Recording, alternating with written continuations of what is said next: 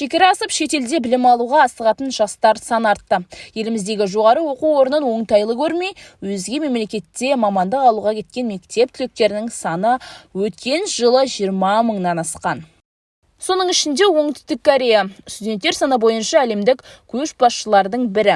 Университеттерде шетелдік оқу орындарымен студент алмасу бағдарламасы жақсы жолға қойылған. Халықаралық рейтингтің беделін арттыру үшін мемлекет шетелдік профессорларды көптеп шақырады. Ал осы орайда өзге елде білімнің шынымен де бізден артықшылығы бар ма? Шетелден келетін студенттердің басты ойы мына телефон. Ал менің сабағымда мен оларға қалта телефонды ұстауға тыйым саламын. Және менің сабағымда не маңызды? Менің сабағымда өткен әрбір студенттерім өзіне үлкен тәжірибе жинап, бейне материалдарын көбейте алады. Болашақта бұл бейне жазбаның бәрін жинап, арнайы файлға жүктеп, QR кодын резюмеңізге бекітсеңіз, сіз жұмыс іздеу барысында басқалардан ерекшеленесіз және жақсы жұмысқа ие боласыз. Менің Оңтүстік Кореяда 11 жылдық тәжірибем бар. Қазіргі таңда Кореяда беделді университеттерде жұмыс жасаймын. Корея университеттерінде білім беру жүйесі өте қатал. Сәйкесінше, студенттері де өте білімді.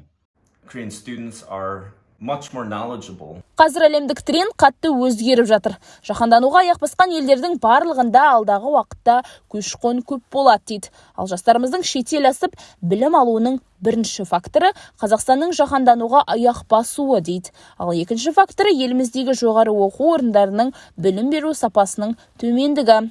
Үшінші фактор халықтың саны аз мемлекеттердің Қазақстан халқына қызығушылық таныту екен.